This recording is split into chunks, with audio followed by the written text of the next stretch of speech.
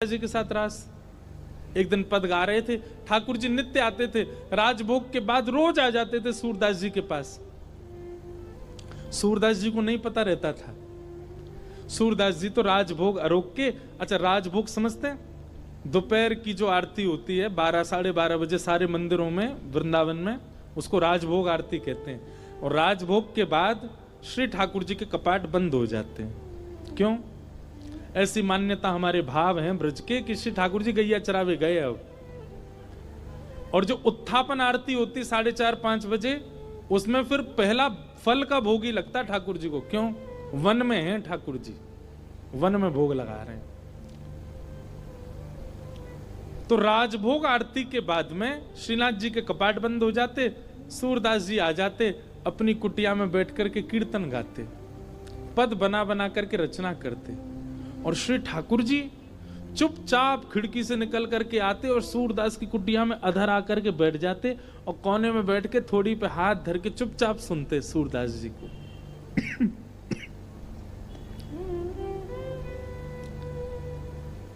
एक दिन ठाकुर जी जा रहे थे राजभोग आरती के बाद, इतने में श्री जी आ गई। कहां जा रहे हो? ठाकुर जी कहीं ना, ऐसे ही जा रहा हूं डोलवे। नहीं नहीं सांची बताओ कहां जा रहे हो? ठाकुर जी बोले कहीं ना, एक भक्त है वहां के पास जा रहा हूं। श्री जी बोली मैं चलूंगी फिर तो। ठाकुर जी बोले श्यामा जी आप रहने दो, आप यहीं बैठो, मैं ही अकेला होया हूं। श्री जी बोली अगर मोए ना लेके गए तो मैं गुसाई जी से शिकायत कर दूंगी कि राजभोग के बाद तुम कहीं चले जाओ, और गुसाई जी खोज करो जी कहां जा मैं। ठाकुर जी बोले श्री जी आपके चरणों में प्रणाम करूं, आप मेरे संग चल दो, पर गुसाई जी तो शिकायत मत करियो मेरी। लेकिन एक बात को वचन दो। मैं बोल कहा उत्थापन आरती तो पहले आमेंगे हम दोनों वापस, मां रुकवे की मत करियो बात। आप बड़ी भोरी हो, बड़ी सहज हो, और वैष्णव चाहे कितनों दीनहीन हो, कितनों भाववार हो, वाप कृपा करवे की मत सोच लियो। आपको तो मन है जाए यहाँ पे सब लुटाए दूं, सब दे दूं, ऐसे मत करियो। चुपचाप जानो, चुपचाप आनो है, और मैं इशारा कर दूं तुरंत उठ के आ जाइयो। श्री जी बोले हाँ मैं आ जाऊंगी। ठाकुर जी हाथ पकड़ के श्री जी को ले गए सूरदास जी की कुटिया में। सूरदास जी के नेत्र तो है नहीं, बैठे हैं। अधर ते किवाड़ खोली, ठाकुर जी धीमे धीमे भीतर घुसे, धीमे धीमे श्री जी को भी लियो और मैं कोने में बैठा दी। बोले बैठ जाओ। देखो सूरदास जी गा रहे हैं के सर तिलक मोतिन की माला, वृंदावन के वासी, नेह लगाए त्याग गए तृण शम, डार गए गल फांसी, अखियां हरि दर्शन की प्यासी, हरि दर्शन की प्यासी, अखियां हरि दर्शन की। ठाकुर जी बैठ के सुन रहे हैं, मंद मंद श्री जी के नेत्रन से आंसू गिर रहे हैं। ठाकुर जी धीमे धीमे पहुंच रहे, बोले श्यामाचू हल्ला मत करियो जी, जग जाएगो, और जगह को कहा हमें पकड़ लेगो, जान नहीं देगो, और फिर यहाँ पे कृपा कर दी तो फिर सवन पे करनी पड़ेगी, या हमारे रो मत, बिल्कुल आराम से बैठी रहो। बोले ठीक है। अच्छा आपको क्या लगता है सूरदास जी को नहीं पता चली होगी कि ठाकुर जी आ गए? अच्छा अब तक ठाकुर जी अकेले आते थे तो ये बात मानी जा सकती है कि सूरदास जी को नहीं पता चला होगा, पर श्री जी आ गई हैं तो ये बात निश्चित है कि सूरदास जी को पता लग चुका है कि श्यामा श्याम दोनों आ गए हैं। और इस बात का प्रमाण बताएं, हमारे वृंदावन में एक सूरदास और हुए, उनने ठाकुर जी का खूब भजन किया।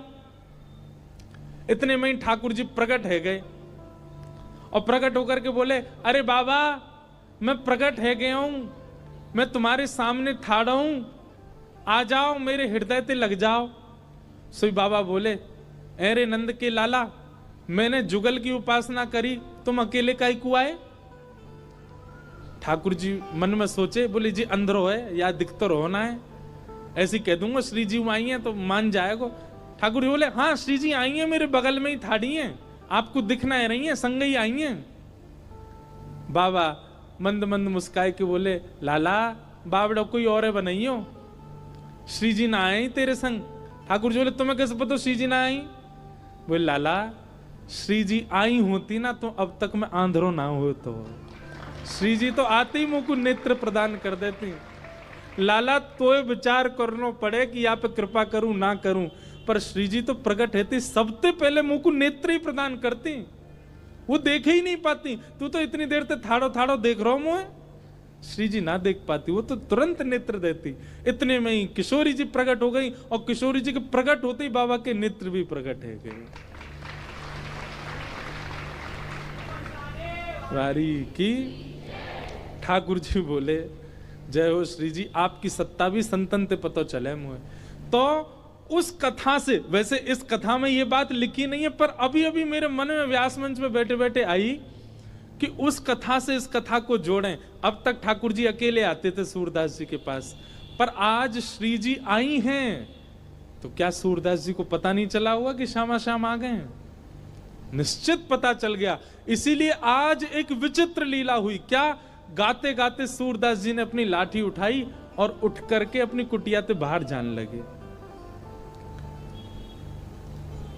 श्री जी बोली जी कहां जा रहे हो बाबा? अरे आंधरो बाबा, कहीं गिर नहीं जाए, हम यहाँ के संग चलें, कहीं गिरवे वारा होगा तो बचा लेंगे। ठाकुर जी बोले मैंने पहले ही मना करी आपसे, जिस सब कृपा फिपा ना करनी कोई पे, और समय है गो उत्थापन को, मां गुसाई जी मंदिर खोल देंगे, चलो जल्दी मंदिर में। श्री जी बोली ना है ना है, बस ये जहां जा रहा हूं वहां तक यहाँ छोड़, यहां में फिर चल देंगे मंदिर में। ठाकुर जी बोले पहले ही मना कर रहा हूं, मत चलो मेरे संग। आ गई है जबरदस्ती, अब मां मंदिर में हम दोनों नहीं मिलेंगे तो श्री गुसाई जी बड़ी डांटेंगे। श्री जी पीछे पीछे चलन लगी। सूरदास जी जान गए कि श्री जी ठाकुर जी आए और आज इन पर कृपा करवाई लूं अपने ऊपर, इसलिए सूरदास जी भी जबरदस्ती आंधरो बनने के भाव से चल रहे हैं। चलते चलते सूरदास जी भी वहां गए जहां गहरो गड्ढा।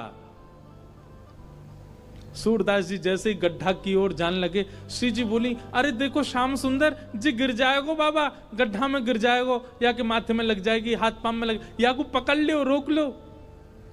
ठाकुर जी बोले श्री जी तो मेरी सौगंध पास मत जाइयो, या के जिनके नेत्र नाए हूं मैं ना, इन सबन के पास छठवीं बुद्धि होवे, जे स्पर्श करके पहचान ले कौन है कौन नहीं है। और जाने एक बार हम दोनों उनको स्पर्श कर लियो, जो पहचान जाएगा कि हम कौन है। श्री जी बोली तो पता लग नंदो कौन है, कहा चलो जाओ। अरे ना है, एक पे कृपा कर दी तो घनेरे बैठे, सबन पकड़नी पड़ेगी। किशोरी जी बोली ना ना जी गिर जाएगा। अब यहां तो किशोरी जी जा रही हैं बचावे, तब तक सूरदास जी कूद ही गए, और कूदते अरे भैया, अरे कन्हैया, अरे लाला, अरे भैया कोई काम को सुनना हो तो न देखियो, अरे मैं आंधरो गिर गऊं कुआ में, अरे भैया मैं यहाँ से बचाए लियो। श्री जी बोली ठाकुर जी या तो इनको बाहर निकालो, नहीं तो मैं आपसे कट्टी आ जाऊंगी। ठाकुर जी बोले श्यामा जी मैं यही माने ना लेके आऊं आपको संग में, नेक में ही पिघल जाए, नेक में ही दया आ जाए आपके चित्त में ना, या को निकाल दो फिर कभी ना कहूंगी, या को बस बाहर निकाल के हम दोनों भाग जाएंगे यहाँ से। ठाकुर जी ने ऊपर से झांक के देखी, खूब गहरो। ठाकुर जी कैसे निकालूं?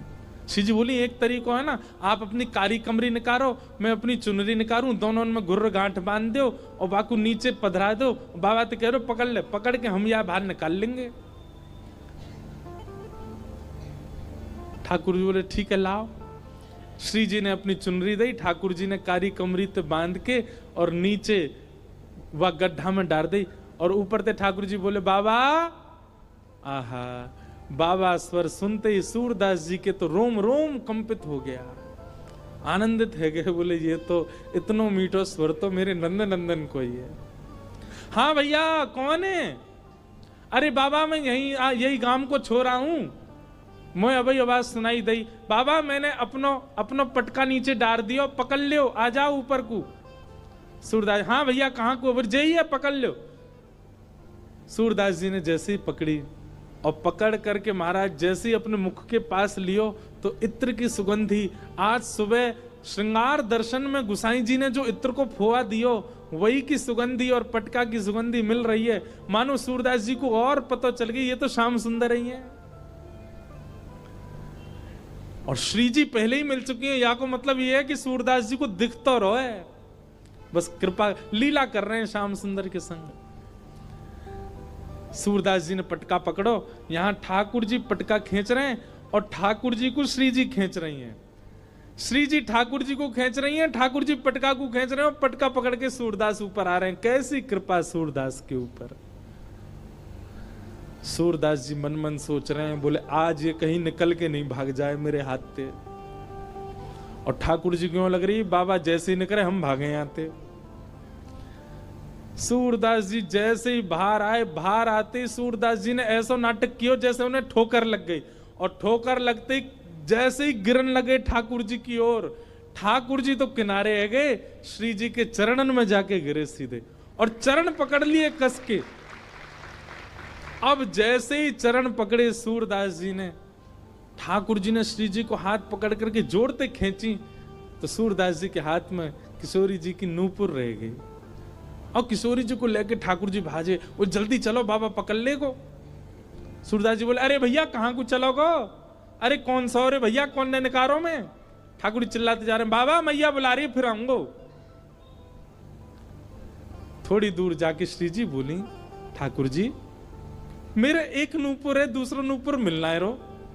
ठाकुर जी बोले दूसरा ले आऊंगो, अब चलो जल्दी।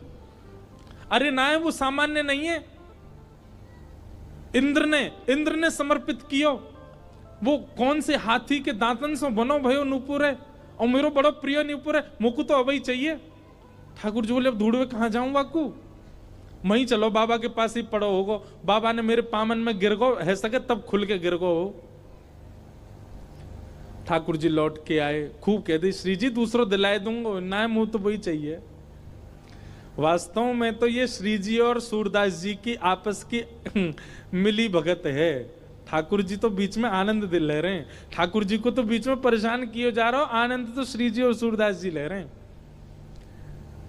ठाकुर जी कहे बाबा अरे भैया तू आगो, अरे मैं जो कह रहा हूं मेरी एक सखी आई संग में, बाको नूपुर यहीं गिर गो, आपने देखो।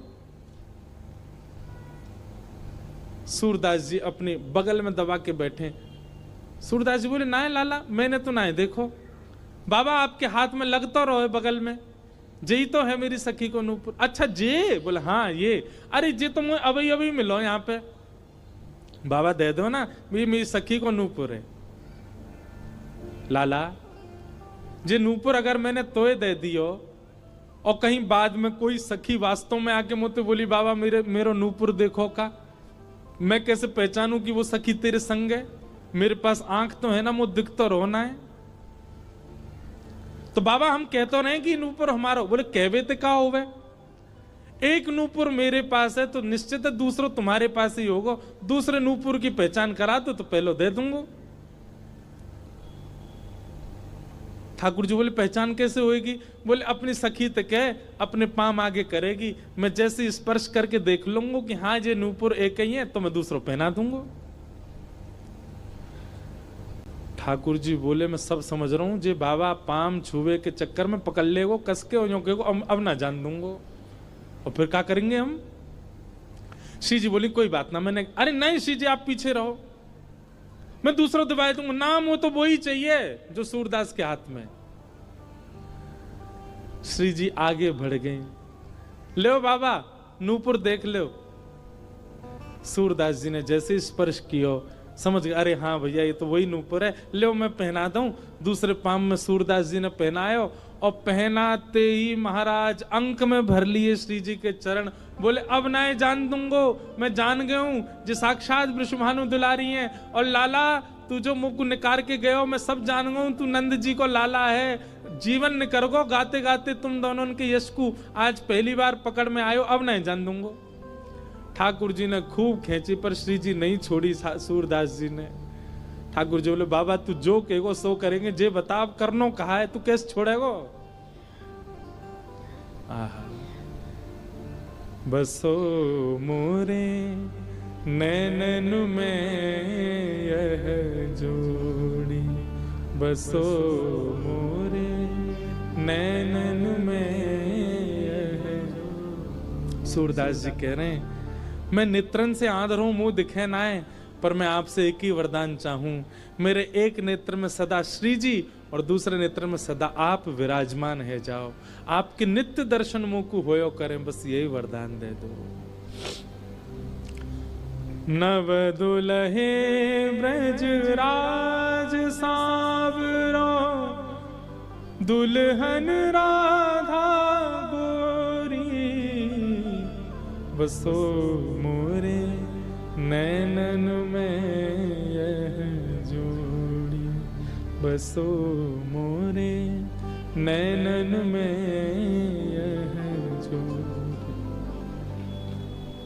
प्रिया प्रियतम दोनों ने युगल रूप में खड़े करके सूरदास जी के नेत्रन पे हाथ धर दिए और कही सूरदास खोल के देखो। आज सूरदास जी ने पहली बार नेत्र खोले और श्यामा श्याम के युगल प्रत्यक्ष दर्शन उनको है गए। रोम रोम को दर्शन कियो, एक एक अंग को दर्शन कियो, घूम घूम के परिक्रमा लगाई दोनों की और फिर दोनों से प्रार्थना करिए बस एक वरदान दे दो। कहा मुझे फिर से अंधो बना दो, अब आप दोनों दिख गए, अब दुनिया में और कोई को नहीं देखना है। ये जो सूरदास जी के साथ घटना हुई ये क्या है? ये रास है।